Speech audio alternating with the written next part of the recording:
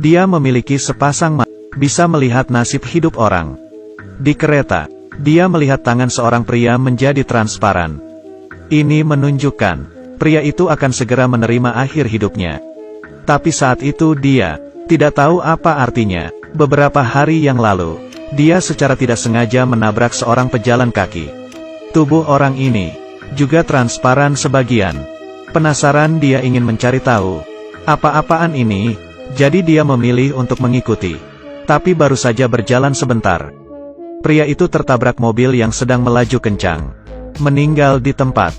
Dia sepertinya mengerti, dirinya memiliki sepasang mata yang sangat kuat, bisa melihat nasib orang lain. Nama dia Xiao Bai. Dia adalah seorang mekanik mobil.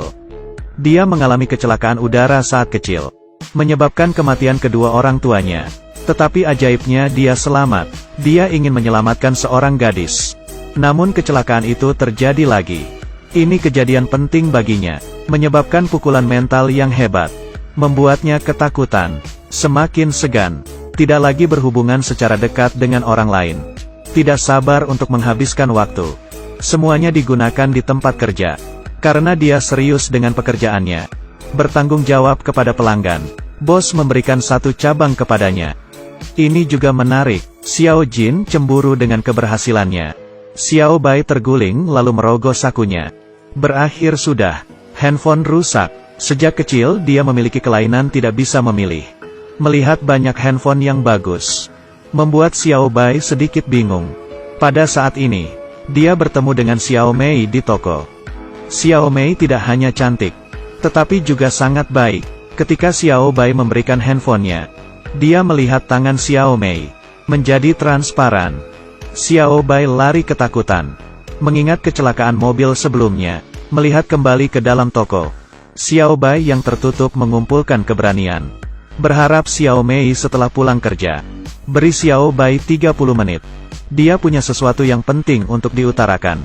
Di kafe kopi, Xiao Bai terkejut saat melihatnya. Tangan Xiao Mei kembali normal. Ini membuatnya sangat senang. Sepertinya langkah yang dia buat berhasil mengubah nasib Xiao Mei. Tetapi dia tidak memberitahu Xiao Mei dengan jujur. Semuanya yang dilihat, mungkin hanya bisa mengatakan itu, menyelamatkan hidup seseorang. Lalu dia pergi begitu saja. Tiba-tiba jantungnya merasa sakit. Dia tidak peduli. Xiao Mei datang lagi keesokan harinya. Dia mengeluarkan koran. Dalam perjalanan pulang, kecelakaan terjadi di dalam pabrik kimia. Dia kebetulan tidak ada saat ledakan terjadi. Waktu berlalu setiap waktu, karena Xiao Bai mengajaknya pergi kemarin. Membuat dewa kematian melewatkan Xiao Mei. Dia sangat berterima kasih kepada Xiao Bai karena telah menyelamatkan nyawanya. Xiao Bai sedikit malu. Saya tidak ada apa-apa untuk dikatakan. Hanya mau memulai percakapan saja. Secara kebetulan. Jangan terlalu dipikirkan. Dalam beberapa hari, satu kejadian terjadi di toko. Sesuatu yang tidak terlalu menyenangkan. Xiao Jin sering memakai mobil diam-diam. Mobil mewah milik pelanggan toko. Dibawa pergi bersama perempuan. Setelah bos tahu, bos memecat Xiao Jin secara langsung. Xiao Jin sangat amat kesal. Langsung pergi begitu saja. Tapi saat ini, tangan bos terlihat transparan. Xiao Bai sadar ada sesuatu yang salah. Dia mengikuti bosnya. Tidak lama kemudian, Xiao Bai melihat bahwa wajah bosnya juga transparan. Ini menunjukkan bahwa bahaya akan segera datang. Dia menjadi lebih hati-hati. Benar terjadi. Penjahat mau memukul bos. Xiao Bai menggunakan tubuhnya, menghalangi pukulan fatal. Untungnya, tangan bos sudah kembali normal. Jantung Xiao Bai terasa sakit lagi. Dia sudah ada di rumah sakit saat dia terbangun. Dokter memberitahu Xiao Bai, saya belum menemukan sesuatu yang salah untuk saat ini. Mungkin disebabkan oleh stres yang berlebihan. Dia melihat seorang gadis kecil. Tangannya tampak transparan. Dia hanya mau mengecek, tetapi dokter menghentikannya. Jangan main-main. Apakah kamu melihatnya menjadi transparan? Ternyata dokter ini juga memiliki kemampuan yang sama. Siapapun yang pernah dekat dengan kematian, semuanya memiliki kemampuan untuk melihat Fortuna. Dalam mitologi Romawi kuno, Fortuna adalah dewi takdir. Mereka mengambil matanya, melihat masa depan orang lain. Tapi jangan coba-coba untuk mengubahnya. campur tangan dalam mengubah nasib orang lain. Kalau tidak, akan membayar harga yang menyakitkan. Dan mengubah nasib orang tanpa izin. Kamu benar-benar bisa. Apa kamu bisa bertanggung jawab atas kehidupan masa depannya? Kata-kata itu menyadarkan Xiao Bai. Dia mengumpulkan keberanian, mencari Xiao Mei, dan mengaku padanya. Tidak diduga, dia langsung percaya, adanya Xiao Mei juga benar-benar mengubah Xiao Bai. Dia menjadi lebih hidup dan lebih ceria. Makan malam romantis, pantai romantis, dan membujuk si bos untuk membawa Xiao Jin kembali. Keduanya menjadi teman. Sepertinya semuanya terlihat sangat indah. Xiao Bai diam-diam membeli sebuah cincin. Berpikir ingin melamar Xiao Mei. Tetapi baru saja keluar, dia kesakitan lagi. Di rumah sakit, dokter memberitahu Xiao Bai. Inilah harganya. Menyelamatkan nyawa orang lain. Membiarkan satu langkah lebih dekat ke kematian. Arteri koronernya menyempit. Karma dan cerebrovaskular telah mengalami kerusakan yang tidak terlihat dengan mata telanjang. Menjadi pengingat yang baik, jika kamu sendiri mati, tidak akan bisa melihat diri sendiri menjadi transparan. Xiao Bai segera memutuskan, berhenti mencampuri nasib orang lain. Hanya ingin hidup bahagia dengan Xiao Mei. Satu hari, orang kaya 3 generasi mengambil mobil. Xiao Bai melihat, tangan orang kaya 3 generasi itu juga menjadi transparan. Dia ragu-ragu. Sosok mantannya Xiao Hong muncul di pikirannya. Karena orang kaya 3 generasi ini. Perbaikan khusus Xiao Hong sekarang. Akhirnya Xiao Bai memberikan kuncinya. Hari kedua, orang kaya itu meninggal dalam kecelakaan mobil. Xiao Bai sangat menyalahkan dirinya sendiri. Masih membenci dirinya sendiri karena tidak peduli. Kecelakaan pesawat itu terpikirkan lagi. Gadis kecil yang tidak bisa diselamatkan. Kemampuan yang tidak berguna ini. Dia sama sekali tidak menginginkannya. Tetapi saat perjalanan menuju kerja, dia melihat banyak orang di kereta. Semuanya menjadi transparan. Dengan kata lain, akan ada kecelakaan besar. Dia menatap tangannya sendiri, putus asa.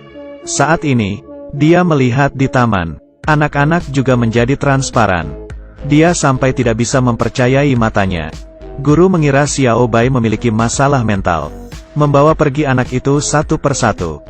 Dia mengambil sekertas selembaran di tanah. Beberapa hari kemudian, ada aktivitas orang tua anak. Perlu mengendarai dengan hati-hati. Ketika dia datang ke stasiun kereta, benar terjadi. Banyak orang di sini menjadi transparan.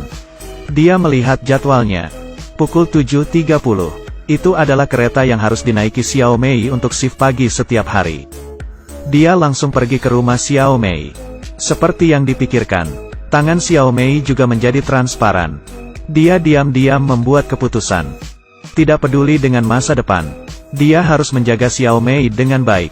Malam hari, Xiao Mei tiba-tiba menangis. Xiao Bai ingin mengajak Xiao Mei pergi jalan-jalan. Melewatkan kecelakaan itu, seperti yang terlihat, Xiao Mei tidak terlihat terlalu senang. Tetapi tetap setuju. Dia menelepon sekolah taman kanak-kanak itu lagi. Berharap mereka bisa membatalkan acaranya. Acara ini, tapi bagaimana orang bisa setuju dengannya? Dia datang ke rumah sakit lagi. Apakah tangan saya menjadi transparan? Dokter menolak untuk menjawab, dan memberitahu, bahkan jika kamu siap mempertaruhkan hidupmu, mencoba menyelamatkan beberapa orang, tidak akan ada yang memperhatikan. Tidak akan ada yang memujimu. Selama kamu menyelamatkan hidup, kamu sendiri tidak akan bisa melarikan diri dari kematian. Aku berharap aku setidaknya bisa menggunakan kemampuan ini.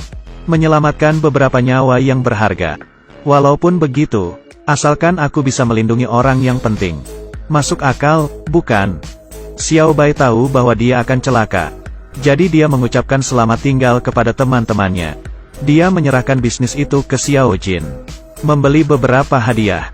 Mengunjungi bos. Akhirnya menulis surat untuk Xiao Mei. Tapi keesokan harinya, Xiao Bai menerima pesan teks dari Xiao Mei. Karena rekan kerjanya demam, jadi saya tidak bisa pergi jalan-jalan. Melihat pesan itu, Xiao Bai langsung berlari. Akhirnya sampai di stasiun kereta. Sayangnya masih terlambat. Xiao Mei sudah ada di dalam kereta. Keduanya saling memandang. Dan kali ini, mungkin ini selamat tinggal. Dia tidak menyerah. Meninggalkan stasiun, naik taksi, menyusul ujung stasiun kereta api. Tepat waktu, saat dia tiba, kereta belum memasuki stasiun. Dia mencari-cari sekeliling, melihat sebuah derek. Pekerja derek itu juga menjadi transparan. Ini membuatnya menyelesaikan masalah. Dia mengeluarkan tongkat sinyal, lalu berbalik, melompat ke rel kereta api. Berencana menggunakan tubuh dia sendiri, supaya memaksa kereta untuk berhenti. Pengemudi kereta melihat ada orang berdiri di tengah rel kereta. Segera mengerem darurat. Getaran yang diakibatkan kereta itu sampai ke dalam stasiun. Ditambah derek yang sedang beroperasi, menyebabkan permukaan jalan bergetar. Derek juga jatuh ke atas tanah. Jika tidak mengerem tepat waktu, ini akan menjadi kecelakaan besar. Xiao Bai menyelamatkan orang-orang di kereta. Berlutut di atas tanah, tidak bergerak sama sekali. Xiao Mei langsung lari ke sisi Xiao Bai. Tapi saat ini, Xiao Bai sudah tidak bernyawa. Setelah mengadakan pemakaman Xiao Bai, Xiao Mei mengingat peristiwa masa lalu. Ternyata saat pesawat jatuh, gadis yang ingin diselamatkan Xiao Bai adalah Xiao Mei.